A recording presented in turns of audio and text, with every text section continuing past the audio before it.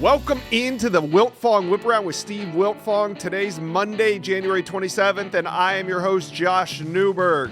Boy, do we got a lot to cover after a big Junior Day weekend at Auburn, Notre Dame, Texas, Tennessee, and more. Also, we have some more 2025 intel. I know there's only 1 week until National Signing Day, and we can officially turn the page of 2026, but we have updates on five-star Haywood, edge Zahir, Mathis, Onis, Konanbanny. It's going to be a big show. So I'm excited to get Steve's expert opinion on all the action that went down this weekend. But before we start, guys, do me a favor and hit subscribe to the On3 Recruits channel. This is the best recruiting channel on all of YouTube. We want you to be a part of it. Hit subscribe. All right, let's bring in Steve Wiltfong. Steve, last week of the 2025 cycle, we need updates. We'll start with five-star offensive tackle, the only remaining five-star in the 2025 cycle. That's Haywood. What's the latest on Haywood? Well, talking to sources around Haywood, talking to sources around Michigan, Texas Tech, Florida State, the three programs that he has had communication with down the stretch of his process. I still love where the Maize and Blue Michigan stands in the recruitment of Haywood. It took his official visit the weekend of January 17th to Ann Arbor. Time spent with Sharon Moore, Grant Newsome, that coaching staff. Coach Moore and Coach Newsome were down in Texas visiting with the Denton Ryan standout before his visit. Everything is still pointing towards Michigan landing Haywood. They have the nation's number 9 class right now. That would put Michigan up to number 6. You would have franchise quarterback Bryce Underwood. Then you would have franchise offensive tackles Andrew Babalola and Haywood. This is a really good class for Michigan already. Also includes defensive lineman Nate Marshall, one of the most coveted point of attack players in the country on the defensive side. Haywood's still out there. I think Michigan gets it done. Wow. All right. Another battle that Michigan was in, but might not be anymore. I want to get the latest developments with edge Zahir Mathis. Yeah, he did not take his visit to Michigan this weekend. He has only taken one official visit to date, Florida State, weekend of January 11th. He was in Tallahassee spending time with Coach Norvell and a lot of the new coaches on the defensive side of the ball. He was not able to go to UCLA because of the fires the following weekend, did not go to Michigan this weekend. He has one trip planned for Maryland this weekend, could also potentially end up at Virginia Tech this weekend. Those are the last 2 hurdles for Florida State. They're big hurdles too. We've seen Mike Loxley in particular at Maryland have some end of the cycle magic over the course of his time with the Terps program. I like where Florida State stands coming into the week. They got to get through Virginia Tech. They got to get through Maryland. We'll see if a Penn State comes back around as well. But right now, I like where the Noles stand. They have the number 19 class in the country. He's the last target out there for Norvell and company. And signing day is next Wednesday, right, Steve? So is Haywood and Mathis both planning to make a signing day announcement, or do you think we could hear something sooner than that? Well, talking to my colleague Chad Simmons about Haywood, that's a decision that could come at any point. And with Zahir Mathis, he's definitely got to get through the week and these potential visits. So I'm expecting something on the National Signing Day next Wednesday for him, but certainly nothing sooner than Sunday. All right, so Michigan fans, Florida State fans, it looks like the battle lines are drawn. It looks like Michigan heading into next week, the favorite for Haywood, but Florida State, the favorite for Zahir Mathis. What do you guys think? What are the odds that your team lands one of these guys? Let us know, comment section below. All right, Steve, we got another 4-star from the 2025 cycle that's still kind of up in the air. That's cornerback Onis Konanbanny, who is committed to Tennessee and has been for quite some time, but the rumors have been swirling that the Florida Gators are going to flip the On3 industry 4-star. What's the latest? Yeah, I talked to a source this morning that echoed as much. Florida State also has been trying to get involved with Onis Konanbanny down the stretch to no avail. Florida got him back on campus a couple weekends ago for a shadow day. Billy Napier and his staff love to do that, love to get their top targets on campus, get them around players on the team, show them what a day in the life of a Florida Gator would look like, going to class, bouncing around campus, going to team meetings. And I still like where Florida stands for Onis Konanbanny. The Gators have the number 11 ranked class in the country. And we've talked a lot about the receivers that they have coming in, headlined by Dallas Wilson and Vernell Brown III. But this is an outstanding class in the secondary, one of the best defensive back hauls of any program in the country. When you're talking about Ben Hanks III, he is one of the top corners in the land, one of my favorites at the position. I thought he was fantastic at the All-America Bowl when I saw him earlier this month. I think he had like 12 interceptions as a senior. Laganza Haywood was a big flip from Tennessee, one of the top safeties in the country, and they could go out there and flip another one from the balls in Onis Konanbanny, and I think it's trending that way still. That would be a big one. Is there any chance that Tennessee can hold on to him here? I haven't heard that, but we rule nothing out on the Wiltfong Whiparound when it comes to recruiting, particularly in this day and age with all the moving parts and logistics that are out there. All right. Well, could be a big piece to that Florida class. Like you said, already a great one, but they could snipe one more here at part the of end. That secondary class too. Yeah.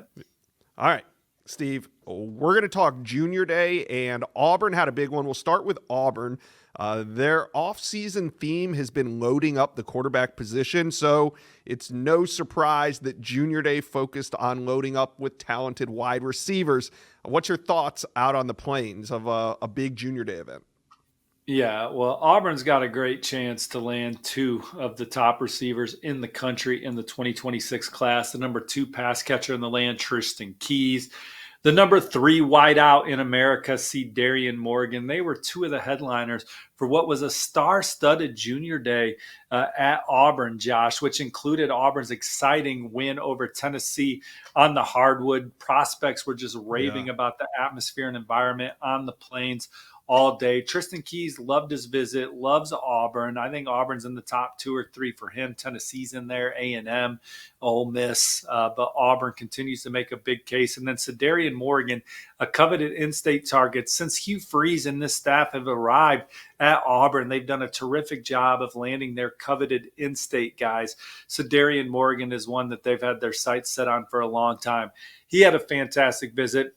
I think Auburn's trending to flip 4-star tight end Xavier Tiller from Texas A&M. We know that the Aggies are going to do what they can to keep him in the fold, but talking to some sources that spent time with Tiller at Auburn over the weekend, they like where Auburn stands. Those are some guys that Auburn's in great position for, but they were swinging at a lot of 5-stars this weekend, Josh.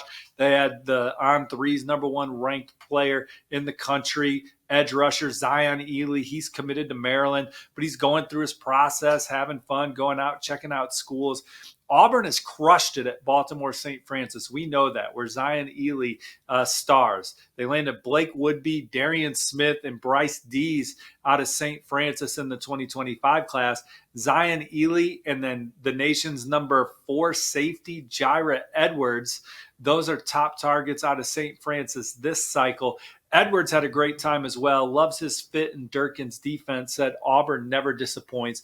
Loves coming down here. They're probably in better position for Edwards than Ely right now, but a long way to go as other programs like Oregon and Penn State try and chip away at Ely as well. 5-star offensive tackle Manny Iannacho took his visit to Auburn. He may go to Georgia this weekend. He may go to LSU this weekend, Josh. And he's also locked in his official visit to Georgia for the summer. Georgia, Oregon, a couple front runners for Manny, but Auburn gave him a lot to think about. Got a chance to spend some time with Jake Thornton and Coach Cox, their offensive line coaches. Certainly a lot of time around Coach Freeze as well. But Auburn had a lot of their commits back on campus. They had quarterback targets like Travis Burgess from Loganville Grayson in town, edge rusher Trenton Henderson. Nobody had more star power than Auburn this weekend. And the theme of it all, can they add to this receiver room after really crushing portal and quarterback recruiting this past cycle? They landed Jackson Arnold from the transfer portal ranks. They get Deuce Knight flipped from Notre Dame. I don't know if there's a better combination of transfer portal college guy, high school recruiting guy that a program is bringing into their program, and Auburn looking to take advantage of that on the trail with some weapons like Tristan Keys. Yeah, and Auburn already has the number 3 ranked class in 2026, so they are only looking to add more. Auburn fans, it was a huge weekend out on the plains. Steve had some great intel. How you guys feeling coming out of this weekend about recruiting? Let me know, comment section below. All right, let's head out to Notre Dame. The Irish coming off that national championship run. They had a big weekend. Steve, who are the Irish trending for after a massive Junior Day weekend? Yeah, Notre Dame's got on three's number 10 ranked class, Josh. I think this is a junior day that's ultimately going to net some big returns for Notre Dame down the roads. They had a few of their commits on campus, quarterback Noah Grubbs, linebacker Thomas Davis Jr., who I got a chance to see compete at the Battle South Florida event earlier this month. Man, he was an instinctive rangy playmaking linebacker in the 7-on-7 setting. Those guys love being back on campus. So did offensive line commits Ben Nichols and Sullivan Garvin. And they're definitely going to add to this class moving forward. I think the first name I'm looking at is 4-star offensive lineman Tyler Merrill. He is a top 100 recruit per on three. He's out of Mechanicsburg, Pennsylvania. He has visited Notre Dame numerous times in the past. He dropped his top 5 following the visit. It also included Clemson, Penn State, Alabama, Wisconsin. I think Notre Dame and Clemson are at the top of the list, and I like the Irish to land Tyler Merrill when it's all said and done. Same goes with 4-star linebacker Jacoby Clapper out of Cincinnati St. Xavier in Ohio. He's been to Notre Dame a couple times. Marcus Freeman, Max Bulla, and the Irish have done a fantastic job recruiting Clapper. I like the way it's trending. I think he'll come back for a Notre Dame spring practice before doing anything. But right now, I think it's Notre Dame setting the tone. Same with electric Texas receiver Kadon Finley. He is a NFL legacy recruit. He's been to Notre Dame a couple times. Noah Grubbs spent a lot of time with him. Coach Brown, Coach Freeman. A high academic kid, a playmaker, a guy that could be an instant impact player in Notre Dame's offense. One of Notre Dame's most important recruits this cycle, in my opinion, regardless of position. And I think it's Notre Dame setting the tone right now in the recruitment of Kadon Finley. They had a couple other receivers on campus, Connor Salmon and Braden Robinson, who they're at or near the top of the list for. But Finley would certainly be a major pickup for the Irish. Notre Dame also in a good spot, Josh, for defensive tackle Tiki Hola and defensive end Ebenezer Ewatade, who was offered during his visit. So several guys that visited this weekend, I think ultimately could end up in the fold. I feel the best about Merrill right now. Feel really good about Clapper and predicted that. And then think Notre Dame's at or near the top of the list for Kadon Finley, Braden Robinson, Tiki Hola, and Ebenezer Ewatade. All right, let's talk some Oregon recruiting, as it was the epicenter, for the weekend at least, of number 1 players at their position visiting Oregon. We had Chris Henry Jr., the number 1 wide receiver, and the number 1 athlete, Brandon Arrington, the number 1 linebacker, Tyler Atkinson, the number 1 safety, Blaine Bradford. That's it. I mean, you get it. There was a lot of number 1s on campus, and to go with that theme, Oregon already has the number 1 class in 2026. So, Steve, what's the intel coming out of this weekend in Eugene? Yeah, unfortunately, Atkinson didn't make it. The flu bug hit in his household, so he'll try and get to Oregon down the road. But from the prospects that did make it, Brandon Arrington, number 1 athlete in the country, Dan Lanning went and spent some time with him earlier this month. Now he got to spend time in Eugene. A&M was deemed the leader. USC, the big challenger. He said Oregon was his best visit yet, so no question. Oregon made a major statement with him. Blaine Bradford, I talked to him on the phone Saturday night as he was at dinner at Oregon, and he was like, if you were here with me right now, you'd see why this place is so successful. They have everything in place. They have a great head coach running them, great assistant coaches that could be head coaches anywhere else in the country, great players, great people. Talked about the plan and just how they put people in position to be successful, that they have the facilities and the environment to get the best out of you, and that they're very honest. Look, Blaine Bradford's going to be a tough pull out of Baton Rouge Catholic. LSU's trending on the on-3 RPM. but Oregon, Notre Dame, Ohio State, Alabama, those are 4 programs that he's certainly spending a lot of time on and considering. I think Oregon's at or near the top of the list for Tommy Tofi, a defensive lineman, an on 300 recruit. Same goes with the number 3 linebacker in the country, Talanoa Illy. He was back on campus. I think it's Oregon setting the pace for coveted offensive lineman Jax Tanner. I think they lead for Jax Tanner. They treated him and his family tremendously well this weekend. Same goes for the number 3 athlete in the 2027 class, Josh, Honor Faalavi Johnson. He visited Oregon, gushed about the experience. So Oregon, they hosted Caden Dixon Wyatt. He's Chris Henry's teammate, a 4-star receiver out of Mater Dei. He had a really good time. We know Oregon's in it for Chris Henry Jr., the number 1 receiver in the country, currently committed to Ohio State. So they didn't have a ton of prospects on campus, but they had some of their favorite prospects on campus. They're doing well with all of them. There might be a dark horse for guys like Bradford, but they gave him a lot to think about. Perhaps they surged to the top for Arrington. That wouldn't surprise me. And then they maintained their lead status with some of those other guys. All right, let's talk a little Texas Longhorn recruiting, where Steve Sarkisian and his staff are just getting started. Don't worry, Texas fans. I know they only have 2 commitments right now, but it's coming, and this weekend probably goes a long way to completing this class. Steve, what is the latest intel on a big junior day visit weekend for the Longhorns? Well, one of those 2 commitments is prize quarterback Diabell. He's the number 2 quarterback in the country per on 3. I talked to him after his junior day experience, and he said more commits are coming from this weekend, and I certainly believe him. And Steve Sarkisian and his staff, they don't push for early commitments because they just don't mean that much anymore. It's just the first lap of the race, and it puts the mark on you. But Texas is in great shape for a lot of their top targets. I predicted a few of them to the Longhorns. Chase Calicut is a high upside defensive back safety. He told me Texas leads. I have the on 3 RPM in to reflect that. I also think that Texas leads for Felix Ojo on 300 offensive tackle. He set up his official visit to Texas for the summer already. Michigan, Ohio State are 2 others he wants to take an official visit to. But I like where it stands for Texas, and my on 3 RPM reflects that. Same with Jamarian Carlton. He's an edge rusher from in-state that had a great visit. Texas certainly given him a lot to think about. Some other guys that I could see landing at Texas that visited this weekend. You have the number 3 running back in the country, KJ Edwards.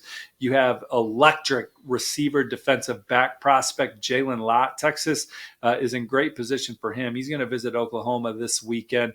Zayden Krempin is an on 300 offensive tackle that went ahead and scheduled his official visit to Texas while on campus this weekend. And Jabari Mack, one of the most coveted receivers in the land, the top 100 prospect from Destrehan in Louisiana.